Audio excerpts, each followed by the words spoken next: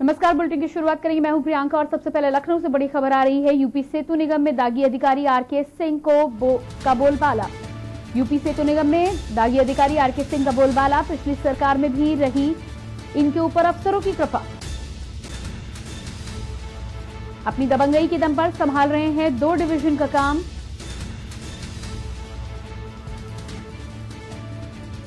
मुख्यमंत्री से लेकर उप मुख्यमंत्री तक की गई थी शिकायत।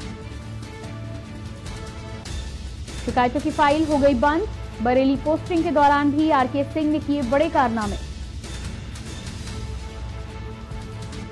बरेली पोस्टिंग के दौरान भी आरके सिंह ने किए बड़े कारनामे।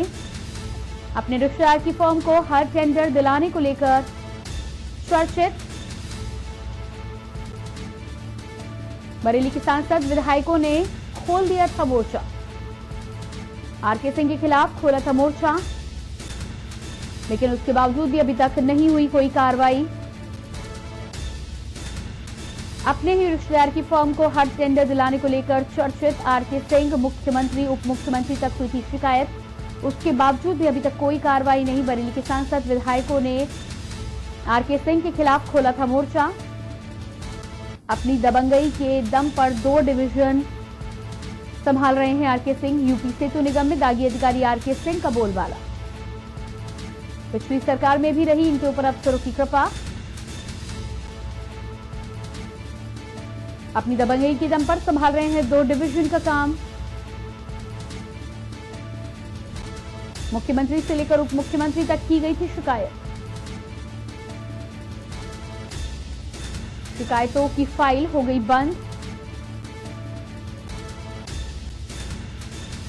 बरेली पोस्टिंग के दौरान भी आरके सिंह ने किए बड़े कारनामे। बताया जा रहा है कि अपने ही रिश्तेदारों की फर्म को टेंडर दिलाने के लिए मशहूर हैं आरके सिंह। बरेली के सांसद विधायकों ने आरके सिंह के खिलाफ खोला था मोर्चा।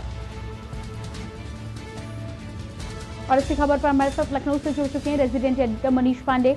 जी मनीष, यहां पर आपसे जानना चाहेंगे, जिस तरह से आरके सिंह को दागी होने के बावजूद भी तमाम लोगों ने, यहां तक कि विधायकों और सांसदों ने भी शिकायत की है, मुख्यमंत्री उप मुख्यमंत्री तक शिकायत हुई, इसके बावजूद भी अभी तक कोई कार्रवाई नहीं हुई है और लगातार इनका बोलबाला विभाग में बना हुआ है, क्या कहना है आपका?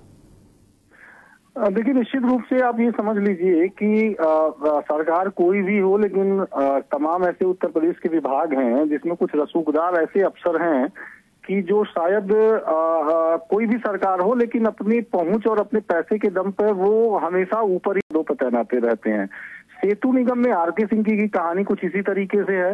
जब समाजवादी पार्टी की सरकार थी तो जो सबसे क्रीम पोस्टिंग हुआ करती थी मैनपुरी और इटावा की, उस दौरान तत्कालीन जो लोक निर्माण विभाग के मंत्री थे शिवपाल सिंह यादव, उनके करीबी थे और उनके करीबी होने की वजह से तमाम मलाईदार पोस्टिंग्स पर रहे।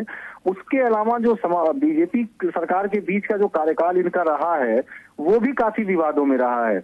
बरेली में अपनी पोस्टिंग के दौरान इनको स्थानीय विधायक और सांसदों का जबरदस्त विरोध झेलना पड़ा था, जिसकी वजह तमाम वहां पे टेंडर्स में भ्रष्टाचार, टेंडर्स में काम हो रहे थे बिना काम गुणवत्ता और तमाम ऐसी तरह की चीजें, ऐसे आरोप लगे थे कि जिसमें ये मनमानी करने का आरोप लगा था। और सांसद और विधायकों ने पूरा मोर्चा खोल दिया था। उनके खिलाफ मुख्यमंत्री से लेके डिप्टी सीएम केशव प्रसाद मौर्य तक पत्र लिखे थे, लेकिन बावजूद उसके इनके खिलाफ कोई कार्रवाई नहीं हुई और ये सारे के सारे मामले फाइलों में बंद करके दबा दिए गए। अब ताजा मामला, क्योंकि इस वक्त ये इलाहाबाद डिवीजन देख रहे हैं और इलाहाबाद के अलावा इनके बारे में एक और चर्चा है कि जो भी बड़ा प्रोजेक्ट आता है आरके सिंह वहीं के प्रोजेक्ट मैनेजर हो जाते हैं। जैसे आप अंदाजा लगाइए कि इलाहाबाद में पोस्टेड है, लेकिन सिक्किम में जो 600 करोड़ का प्रोजेक्ट चल रहा है, सेतु निगम का मिला है, उसकी भी जिम्मेदारी ये इलाहाबाद में बैठ के संभाल रहे हैं। अब इनकी नजर आगरा डिवीजन पे है। आगरा डिवीजन में, चूंकि आगरा बताया जाता है कि आगरा में ही अपने इनके साले हैं या कोई रिश्तेदार हैं, उनकी फर्म को लगातार ये काम दिलवाते रहते हैं और जो तमाम स्थानीय अधिकारी होते हैं, जो जेई इंजीनियर एक्सटीएन होते हैं, उन पर दबाव डालते हैं उन्हें काम देने के लिए। लेकिन अब चूंकि नजर इनकी आगरा की तरफ घूम गई है, तो बताया जा रहा है कि 1-2 दिनों के अंदर जो आगरा का जो भी सीपीएम होगा या डीपीएम होगा उसे हटा के इनको चार्ज दिया जाएगा। और सबसे बड़ी बात, चूंकि अपनी सेटिंग की वजह से हमेशा चर्चा में रहते हैं और बताया जाता है कि जो उप मुख्यमंत्री अपने केशव प्रसाद मौर्य जी हैं, अब उनका भी करीबी होने का गौरव इन्होंने प्राप्त कर लिया है। तो आप समझ ही सकती हैं कि जो इस तरीके से तमाम शिकायतों के बाद, तमाम आरोपों के बाद भी अपनी क्रीम और मलाईदार पोस्टिंग्स पे तैनात रहे। तो ऐसे में भाई किसी को क्या दोषी ठहराया जाए और किसी को क्या जिम्मेदार कहा जाए, लेकिन ये बात समझ में जरूर आ जाती है कि जो जीरो टॉलरेंस की पॉलिसी है बीजेपी की, जैसा कि मुख्यमंत्री हैं उत्तर प्रदेश के लगातार दावा करते हैं, वो पॉलिसी कहीं ना कहीं ऐसे अधिकारियों के सामने नहीं चलती है जिनके ऊपर तमाम भ्रष्टाचार और आरोपों की एक कहें कि लंबी चौड़ी फेहरिस्त है, लेकिन बावजूद ये हमेशा अपने मनमाफिक काम करते हैं और जहां चाहते हैं वहां इनकी तैनाती होती है और जिस प्रोजेक्ट को चाहते हैं वो अपने हाथ में ले लेते हैं।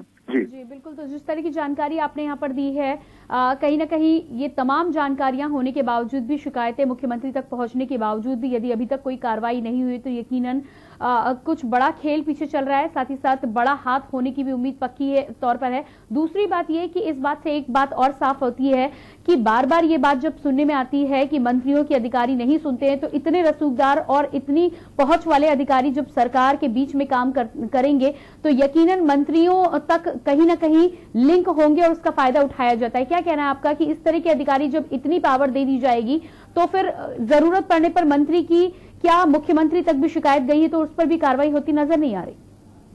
बिल्कुल, देखिए मैंने पहले ही बताया कि सरकारें भले बदलें, लेकिन बहुत सारे ऐसे अफसर और अधिकारी हैं जिनके ऊपर सरकार बदलने का कोई असर नहीं होता है और अपने पैसे और रसूख के दम पर वो दोबारा ताकतवर हो जाते हैं। आप अंदाजा लगाइए कि अगर मुख्यमंत्री तक से शिकायत की गई, उप मुख्यमंत्री तक से शिकायत की गई, उसके बावजूद भी ऐसे अफसर अगर दो डिवीजन का चार्ज संभाल रहे हैं, तीसरे डिवीजन के लिए हाथ पैर मार रहे हैं और जो विभाग में चर्चाएं आम है कि अब इनको ये तीसरे डिवीजन का भी चार्ज दे दिया जाएगा, यानी उनका रसूख इस कदर बढ़ गया है कि वो जब जिसे चाहे हटवा दें। और सबसे बड़ी बात कि मैं बता दूं आपको कि जो विभाग के तमाम अधिकारी हैं, उन सब लोगों से जो चर्चा हुई है, क्योंकि खबरें वहीं से निकल के आती हैं, तो उन लोगों का कहना है कि जो सेतु निगम के एमडी हैं उनको भी ये कुछ नहीं समझते और सेतु निगम के एमडी से भी मतलब बड़े ही बेरुखे ढंग से बातचीत होती है इनकी, क्योंकि मजबूरी है, एमडी को भी मजबूरी है, उन्हें भी अपनी कुर्सी पे बने रहना है। भाई जो उप मुख्यमंत्री का खास होगा उसका एमडी भला क्या बिगाड़ सकता है? आप अंदाजा लगाइए कि हमने जो तमाम कागजात भेजे हैं उसमें बकायदे इनके आय से अधिक संपत्ति की जांच, लोकायुक्त जांच और तमाम जांचों के लिए अब वहां से बीजेपी के नेताओं ने लिखा है, लेकिन उसके बावजूद शिकायत तो आती है, शिकायत की भी जाती है, लेकिन उस शिकायत की फाइल कहीं दब के रह जाती है। तो अब ऐसे में अंदाजा लगाइए कि कैसे भला जो भ्रष्टाचार मुक्त सरकार चलाने का दावा सरकार करती है वो कैसे भला उस पर अमल करेगी जब ऐसे लोग ऐसे पदों पर बैठे रहेंगे। अब हाल में ही जो कौशाम्बी जो डिप्टी सीएम का जिला है, वहां पर एक पुल की बीम व्यक्ति की मौत हो गई। आप अंदाजा लगाइए जब बनारस में इसी तरह से हादसा हुआ था तो बनारस में कईयों की जान गई थी और बनारस में आज भी बहुत सारे अफसर हैं, बनारस कांड में सेतु निगम में ही हुआ था, जो अभी भी जेल में हैं और उनके खिलाफ कार्यवाहियां हुई, लेकिन इस मामले में पुल गिरता है, एक आदमी मर जाता है, विभागीय जांच बैठती है, लेकिन उस विभाग में प्रोजेक्ट का जो हेड होता है उसकी कोई भूमिका नहीं होती है। जेई और एई के खिलाफ कार्रवाई कर दी जाती है, उन्हें सस्पेंड कर दिया जाता है। तो इस कदर इन लोगों का मतलब विभाग में इस तरह से दबदबा है, इस तरह से रसूख है, और मुझे लगता है कि जब तक ऐसे अधिकारी अपने पदों पर बने रहेंगे, ऐसे अधिकारी ऐसे जिम्मेदार पदों पर बने रहेंगे, तब तक भ्रष्टाचार मुक्त सरकार चला पाना और उसका दावा कर पाना दोनों ही नामुनासिब है। जी बिल्कुल ठीक कहना है आपका। और यहाँ पर जब सरकारें लगातार जीरो टॉलरेंस का दावा करती हैं तो यकीनन यहाँ पर कुछ ना कुछ कार्रवाई जरूर होनी चाहिए। फिलहाल मनीष, इस तमाम जानकारी के लिए आपका बहुत बहुत शुक्रिया। और लगातार लखनऊ से आपको बड़ी खबर दिखा रहे हैं जहां पर अपने रिश्तेदारों को लगातार फर्म देने के लिए चर्चित आरके सिंह का सेतु निगम में बोलबाला, इसको लेकर तमाम शिकायतें मुख्यमंत्री उप मुख्यमंत्री तक की गई है, लेकिन अभी तक इस पर कोई कार्रवाई नहीं हुई। देखना ये होगा कि आगे और कितना समय लगता है विभागीय जांच से लेकर इन पर कार्रवाई को लेकर।